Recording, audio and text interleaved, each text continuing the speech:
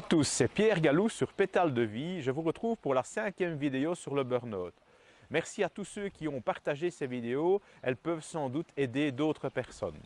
Pour cette 5e vidéo, je vous emmène dans un endroit magnifique.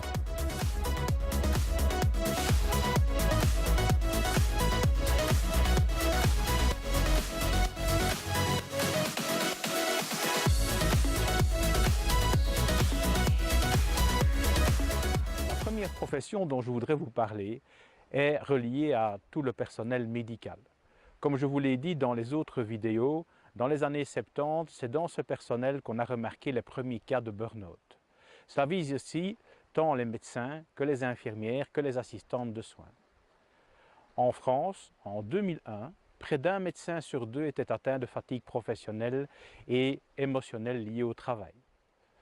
Je ne compte pas là-dedans les nombreuses infirmières qui, partagées entre les enjeux du patient, les familles et les médecins, ont parfois très difficile aussi à terminer leur journée, le nombre de gardes se succédant parfois à des allures extrêmement folles. J'y associe aussi tout le personnel paramédical et plus particulièrement les assistantes de soins et tout le personnel qui gravite en milieu hospitalier, qui eux aussi sont souvent mis à forte contribution. Autre profession, les employés et le personnel chargé de l'encadrement. Souvent tiraillés vers l'objectif qui devient de plus en plus astreignant, les moyens ne suivant pas toujours en entreprise pour permettre à ces personnes de réaliser, et les nombreuses restructurations vécues ces dernières années ont plutôt eu comme effet de diminuer le personnel dans bon nombre d'entreprises, et donc d'augmenter très drastiquement la charge de travail.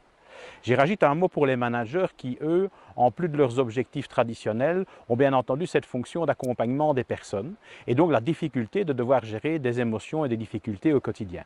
Ils payent un lourd tribut au niveau du burn-out aujourd'hui. Deux autres professions également concernées sont les policiers et les enseignants, travaillant bien entendu dans des registres différents. Les policiers, tout d'abord, déjà astreints à des gardes extrêmement importantes, sont ces dernières semaines, suite aux événements tragiques qui se sont passés dans divers pays, sollicités de manière importante pour assumer notre sécurité. Et dès lors, le nombre de cas de burn-out est également en augmentation. Les enseignants, malgré un nombre de congés important, sont souvent aussi astreints à de lourds tributs au niveau du burn-out suite à la nécessité d'accompagner les enfants. Et les classes souvent surchargées, 20, 25, parfois 30 élèves, ce n'est pas facile tous les jours de devoir gérer, bien entendu, un ensemble d'enfants. Voilà. Et les autres professions, me direz-vous, ils ne seront pas pour autant protégés du burn-out.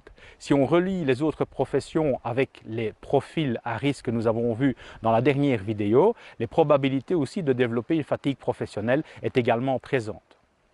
Notre conseil est bien entendu de continuer pour toutes ces professions à surveiller les symptômes de niveau 1 que nous avons abordés très largement dans notre vidéo sur les symptômes du burn-out.